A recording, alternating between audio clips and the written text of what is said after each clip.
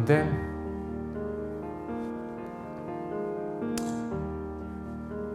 those fundamental questions.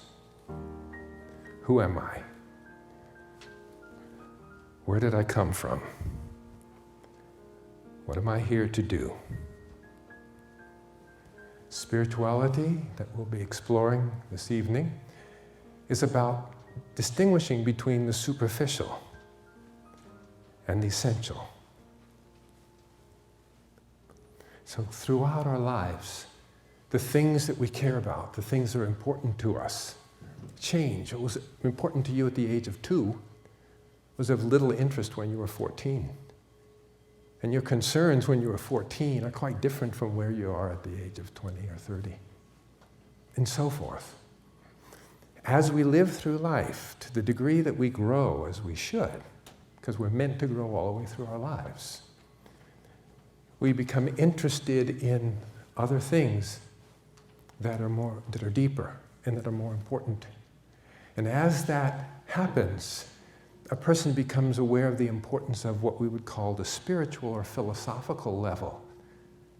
What are the principles by which you're living your life? And are you being true to those principles?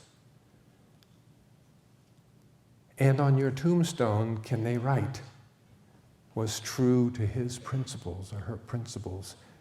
Somebody said to Mrs. Gandhi, how is it that your husband can speak so eloquently without using notes, and never contradict himself and never lose his place?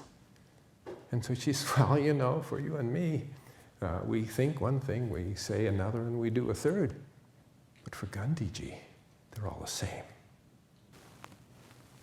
That internal congruence is the essence of healing.